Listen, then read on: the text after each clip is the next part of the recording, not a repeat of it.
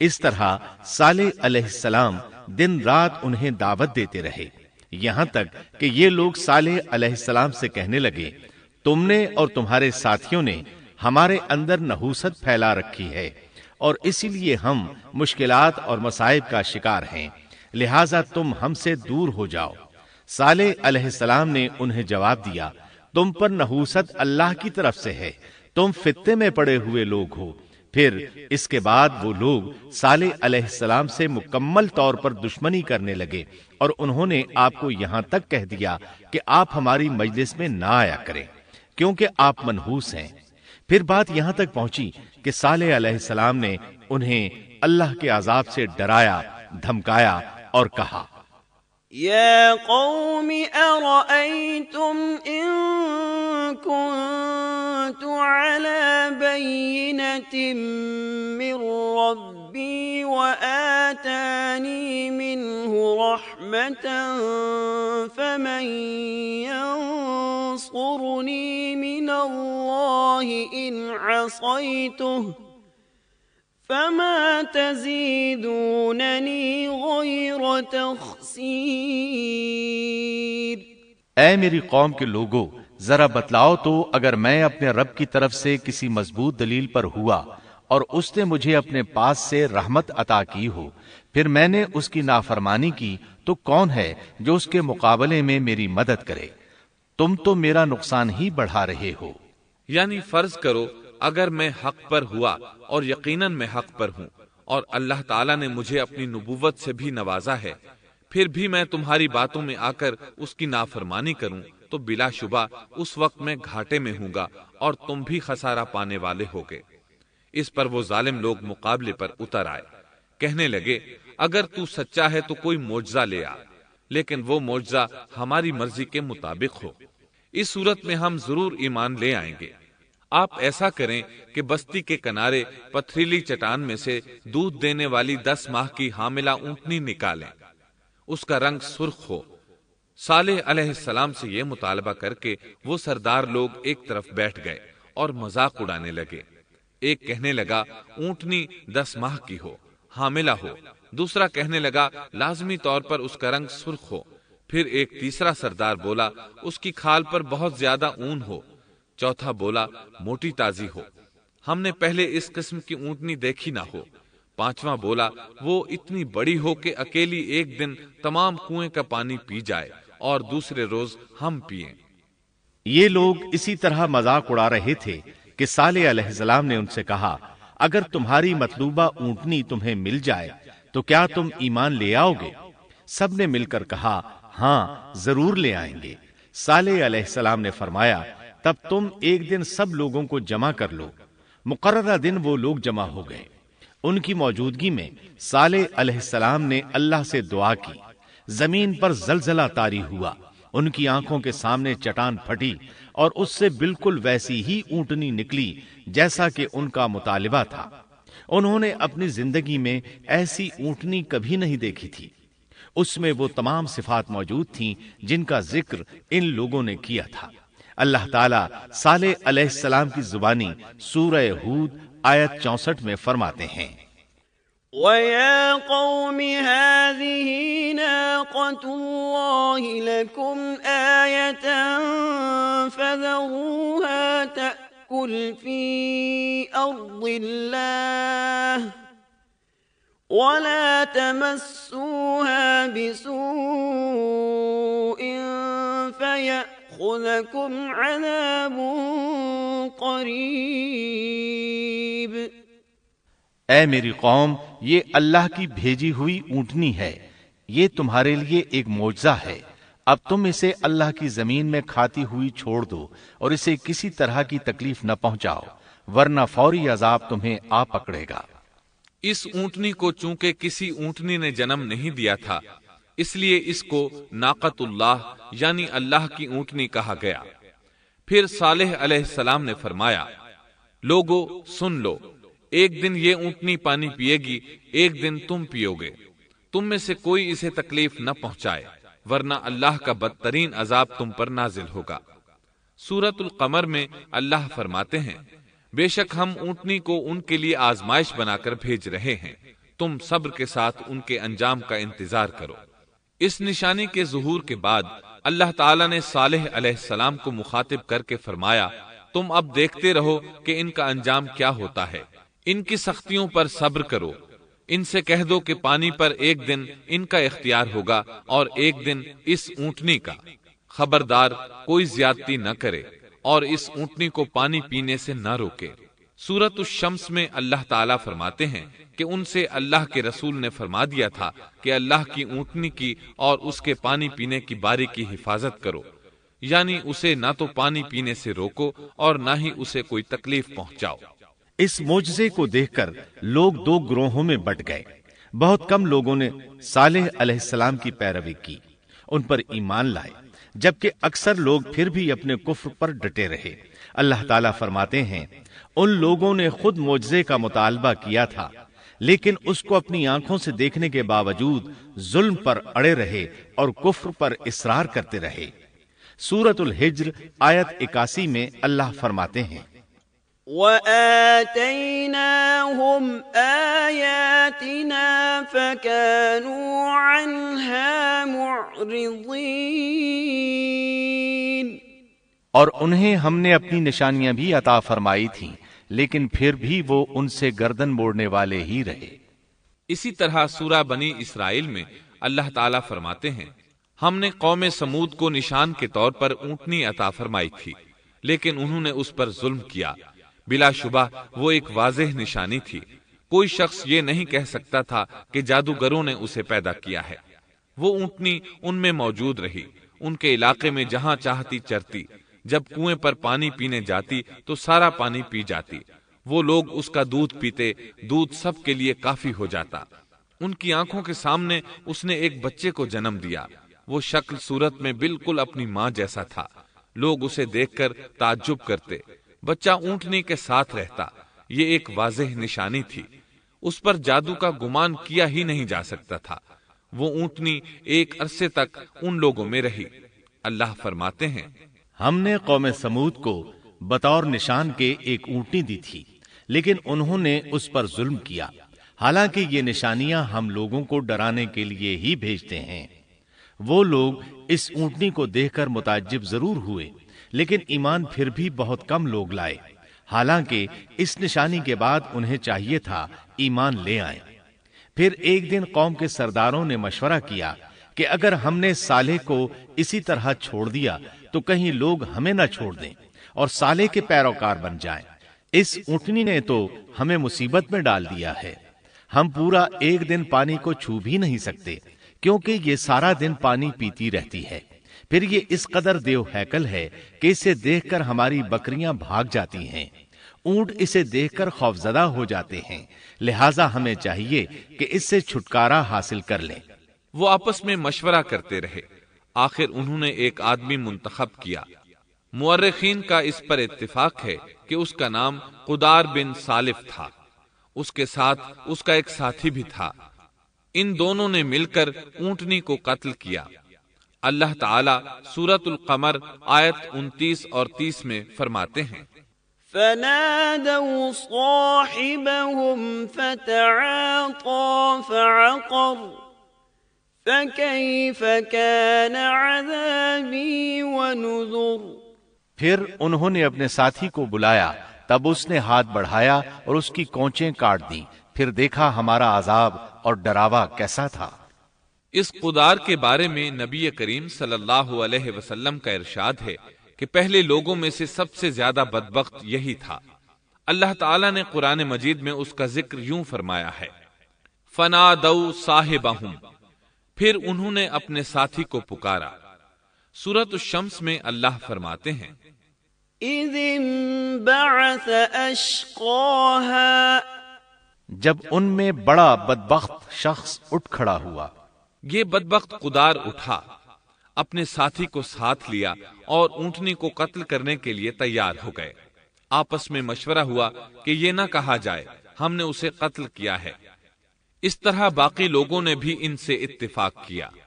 اللہ تعالیٰ سورہ نمل آیت 48 میں فرماتے ہیں، وَكَانَ فِي الْمَدِينَةِ 9 رَهْطٍ في الأرض ولا يصلحون۔ اور اس شہر میں 9 آدمی ایسے تھے جو زمین میں فساد کرتے تھے اور اصلاح نہیں کرتے تھے۔ مطلب یہ کہ یہ لوگ فساد کی انتہا کو پہنچے ہوئے تھے، ان میں بھلائی نام کو نہیں تھی اور نہ ان کا فساد کی اصلاح کا ارادہ تھا۔ بخاری، مسلم اور مسند احمد کی ایک حدیث میں ہے، رسول اللہ صلی اللہ علیہ وسلم نے ایک بار اپنے خطبے میں اس اونٹنی اور اسے مار ڈالنے کا ذکر فرمایا۔ آیت اذم بعثا اشقاہا کی تلاوت کرتے ہوئے فرمایا کہ جیسے ابو زمعہ تھا، اسی جیسا یہ شخص بھی اپنی قوم میں عزیز، دلیر اور بڑا آدمی تھا۔ تمام لوگوں نے اس بدبخت کے ساتھ عہد کیا اور اسے یقین دہانی کرائی کہ اگر تمہارے ساتھ کسی نے برائی کا ارادہ کیا تو تمام قوم تمہاری حمایت میں اٹھ کھڑی ہوگی۔ اس یقین دہانی کے بعد یہ بدبخت اونٹنی کے انتظار میں بیٹھ گئے۔ اونٹنی پہاڑ کی طرف سے آتی تھی اور پانی پی کر واپس چلی جاتی تھی، یہی اس کا معمول تھا۔ جب ان لوگوں نے چٹان سے اونٹنی کو نکلتے دیکھا تو اچانک حملہ کرنے کے لیے آگے بڑھے، لیکن اس کا جثہ دیکھ کر خوفزدہ ہو گئے، الٹے پاؤں بھاگے۔ بدبخت قدار نے اپنے ساتھیوں کی یہ حالت دیکھی تو ہنس پڑا اور آگے بڑھ کر اونٹنی کی ران میں تیر مارا۔ اس سے اونٹنی کی ران کی ہڈی ٹوٹ گئی اور وہ نیچے گر گئی۔ پھر اس ظالم نے اپنے ساتھیوں کو آواز دی اور آگے بڑھ کر اونٹنی کی کونچیں کاٹ دی۔ سورۃ الشمس میں اللہ تعالیٰ فرماتے ہیں، ان لوگوں نے اپنے پیغمبر کو جھوٹا سمجھ کر اس اونٹنی کی کونچیں کاٹ دیں، پس ان کے رب نے ان کے گناہوں کے باعث ان پر ہلاکت ڈالی اور پھر ہلاکت کو عام کر دیا اور اس بستی کو برباد کر دیا۔ اونٹنی کی کونچیں کاٹ دیے جانے کے بارے میں اللہ تعالیٰ ایک دوسرے مقام پر فرماتے ہیں کہ پس انہوں نے اونٹنی کو مار ڈالا اور اپنے پروردگار کے حکم سے سرتابی کی اور کہنے لگے، اے صالح، جن عذابوں سے تو ہمیں دھمکاتا رہتا تھا، اگر تو واقعی پیغمبر ہے تو ان عذابوں کو ہم پر نازل کرا دے۔ اونٹنی پر حملہ ہوتے ہی اس کا بچہ بھاگ نکلا تھا۔ وہ پہاڑ کی چوٹی پر چڑھ گیا، 3 مرتبہ بلبلایا۔ یہ بدبخت اس کے پیچھے بھاگے اور آخر اسے بھی قتل کر دیا۔ پھر تمام بستی والے جمع ہوئے، اونٹنی اور اس کے بچے کا گوشت تیار کیا اور مزے کے ساتھ اس کو کھایا۔ اس جرم میں ان سب نے شرکت کی، البتہ جو لوگ صالح علیہ السلام پر ایمان لے آئے تھے وہ الگ تھلگ رہے۔ صالح علیہ السلام کو جب یہ خبر ملی تو وہ گھبرائے ہوئے اونٹنی کے پاس پہنچے۔ اونٹنی بے جان پڑی تھی، اس کا بچہ بھی بے جان تھا۔ لوگ ان کے گرد جمع تھے اور ان کا گوشت کھا رہے تھے۔ اس وقت صالح علیہ السلام نے ان سے کہا، فقال تمتعوا في داركم 3 أيام ذلك وعد غير مكذوب۔ اس پر صالح نے کہا کہ اچھا تم 3 دن تک اپنے گھروں میں رہ سہ لو، یہ وعدہ جھوٹا نہیں ہے۔ مطلب یہ کہ تمہیں صرف 3 دن کی مہلت ہے، اس کے بعد تم سب کے سب ہلاک کیے جاؤ گے۔ وہ صالح علیہ السلام کی بات کو رد کرتے ہوئے انہیں دھمکیاں دینے لگے کہ جن عذابوں کا تو ہم سے وعدہ کر رہا ہے، اگر تو سچا ہے تو ان کو ہم پر نازل کر دے۔ اس کے بعد وہ جمع ہو کر مشورہ کرنے لگے کہ آج رات صالح کو بھی مار ڈالو۔ ان کے اس مشورے کے بارے میں اللہ تعالیٰ سورۃ النمل آیات 48 اور 49 میں فرماتے ہیں، اس شہر میں 9 سردار تھے، وہ زمین میں فساد پھیلاتے رہتے تھے اور اصلاح نہیں کرتے تھے۔ انہوں نے آپس میں بڑی بڑی قسمیں کھا کھا کر عہد کیا کہ رات ہی کو صالح اور اس کے گھر والوں پر چھاپا ماریں گے اور اس کے وارثوں سے صاف کہہ دیں گے کہ ہم اس کے اہل کی ہلاکت کے وقت موجود نہیں تھے اور ہم بالکل سچے ہیں۔ اب یہ لوگ صالح علیہ السلام کے گھر کی طرف چلے۔ اللہ تعالیٰ سورۃ النمل آیات 50 اور 51 میں فرماتے ہیں، وَمَكَرُوا مَكْرًا وَمَكَرْنَا مَكْرًا وَهُمْ لَا يَشْعُرُونَ فَانظُرْ كَيْفَ كَانَ عَاقِبَةُ مَكْرِهِمْ أنا دمرناهم وقومهم أجمعين۔ اور انہوں نے ایک داؤ کھیلا، سو ہم نے بھی ایک ایسا داؤ کھیلا کہ انہیں خبر بھی نہ ہوئی۔ پھر دیکھو کہ ان کے داؤ کا کیا انجام ہوا، ہم نے انہیں اور ان کی ساری قوم کو ہلاک کر دیا۔ صالح علیہ السلام کا گھر پہاڑ کی بلندی پر تھا۔ یہ فسادی لوگ ابھی اوپر چڑھ رہے تھے کہ زمین حرکت کرنے لگی۔ ایک چٹان اوپر سے لڑھکتی ہوئی آئی اور ان تمام کو پیس کر رکھ دیا۔ ان 9 فسادی لوگوں کی ہلاکت کے ساتھ ہی اللہ کے عذاب کی ابتدا ہو چکی تھی۔ چنانچہ صالح علیہ السلام نے اپنے ساتھیوں کے ساتھ اس بستی کو چھوڑ دیا، یعنی وہ ہجر کے علاقے سے نکل گئے۔ صبح ہوئی تو لوگوں نے ایک عجیب منظر دیکھا۔ قوم سمود کے تمام لوگوں کے چہرے زرد پڑ چکے تھے، وہ سب رونے لگے کیونکہ عذاب کے آثار شروع ہو چکے تھے۔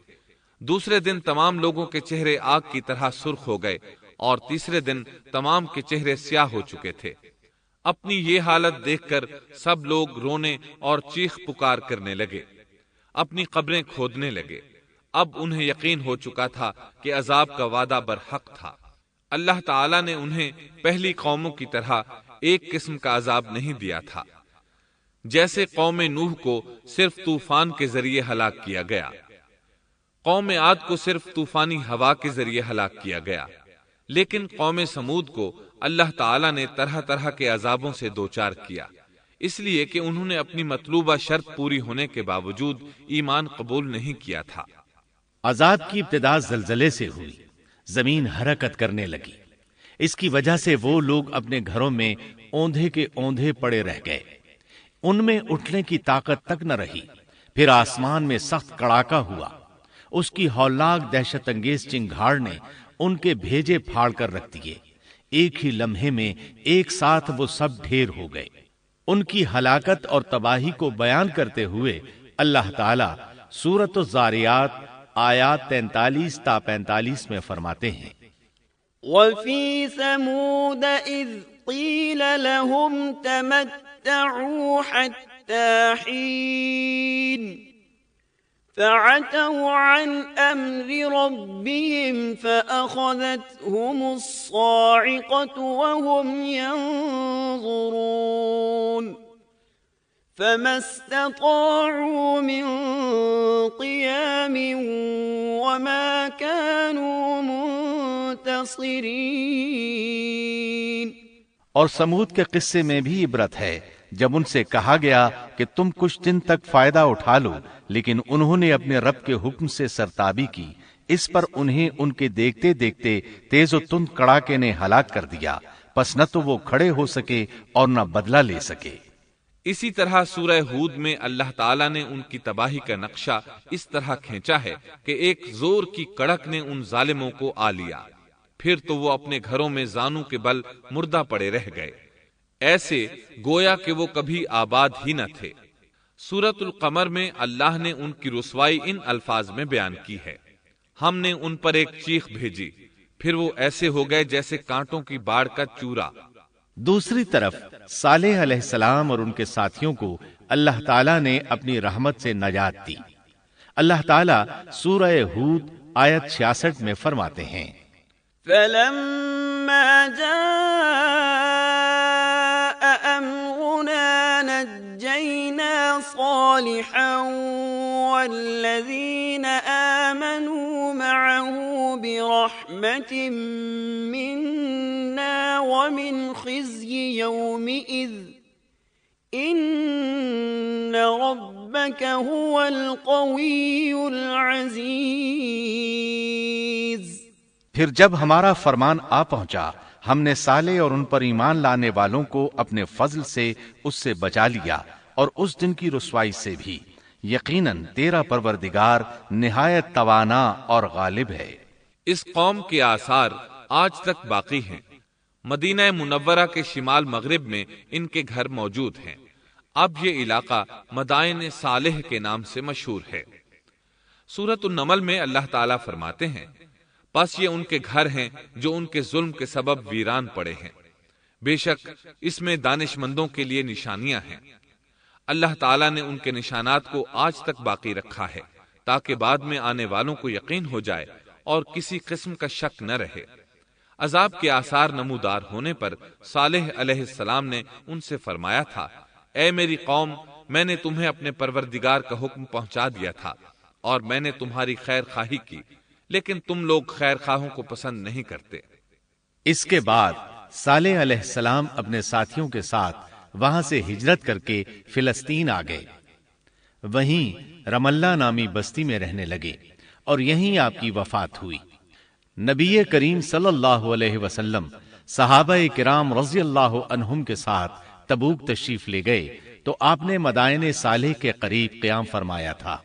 صحابہ نے ان کنووں سے پانی لے لیا جو قوم سمود کے استعمال میں رہے تھے، کچھ برتن بھی وہاں سے لے لیے۔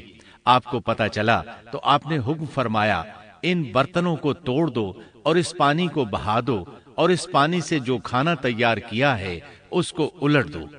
آپ نے انہیں ان گھروں میں داخل ہونے سے بھی روک دیا جن میں اللہ کا عذاب نازل ہوا تھا۔ آپ صلی اللہ علیہ وسلم نے فرمایا، میں ڈرتا ہوں تم پر بھی ایسا عذاب نہ آ جائے جیسا ان پر آیا تھا، اس لیے ان کے علاقے میں داخل نہ ہوا کرو، اور اگر داخل ہونا پڑ جائے تو روتے ہوئے داخل ہوا کرو، اور رونا نہ آئے تو رونے جیسی شکلیں بنا لیا کرو تاکہ تمہارا شمار ظالموں میں نہ ہو۔ اللہ تعالیٰ فرماتے ہیں، ألا إن ثمود كفروا ربهم ألا بعدا لثمود۔ آگاہ رہو، قوم سمود نے اپنے رب سے کفر کیا، سن لو ان سمودیوں پر پھٹکار ہے۔ قرآن میں ان کا قصہ 26 سے زائد مرتبہ بیان کیا گیا ہے۔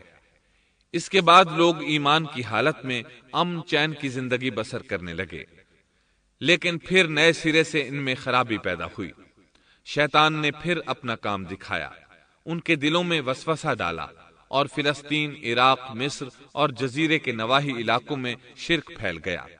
لوگ ایک بار پھر کفر کی طرف پلٹ پڑے۔ اس پورے قصے میں چند عبرتیں ہیں، آئیے ذرا ان کا بھی ذکر ہو جائے۔ اللہ تعالیٰ کی اونٹنی اگرچہ سیدنا صالح علیہ السلام کی نبوت کا ایک نشان تھی، ان کی سچائی کا ثبوت تھی، لیکن قرآن کریم کی وضاحت یہ ہے کہ وہ قوم سمود کی آزمائش کے لیے تھی اور وہی ان کی ہلاکت کا نشان ثابت ہوئی، جیسا کہ سورۃ القمر میں اللہ تعالیٰ فرماتے ہیں، إنا مرسل الناقة فتنة لهم فارتقبهم واصطبر۔ بے شک ہم اونٹنی کو ان کی آزمائش اور امتحان کے لیے بھیجنے والے ہیں، پس تو ان کے انتظار میں رہ اور صبر اختیار کر۔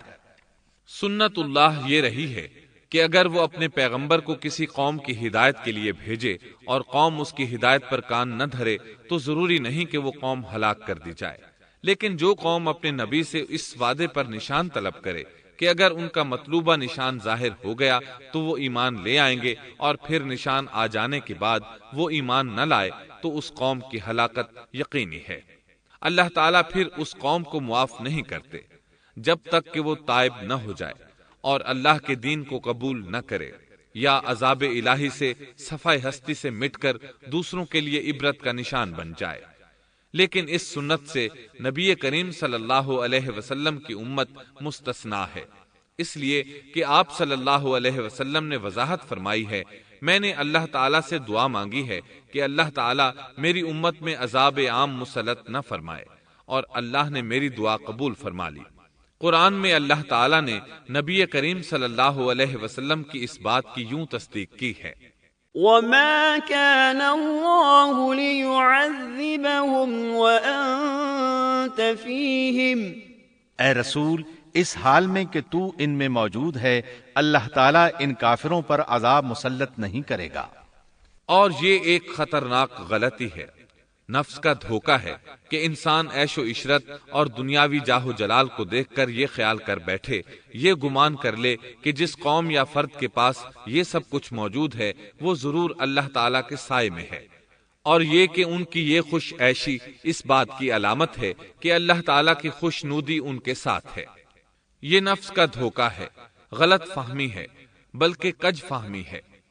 قرآن کریم کے اس واقعے میں جگہ جگہ اس بات کی وضاحت ہے کہ بعض اوقات زیادہ سے زیادہ خوش عیشی زیادہ سے زیادہ عذاب کا پیش خیمہ ثابت ہوتی ہے، اگرچہ قوموں کے لیے اس کی مدت چند ماہ یا چند سال نہیں بلکہ گھبرا دینے والی مدت ہی کیوں نہ ہو، مگر ہر قسم کی دنیاوی کامیابیوں اور خوش عیشیوں کے ساتھ جب ظلم، سرکشی اور غرور کسی قوم کا مستقل شعار بن جائے تو سمجھ لو اس کی تباہی اور ہلاکت کا وقت قریب آ پہنچا۔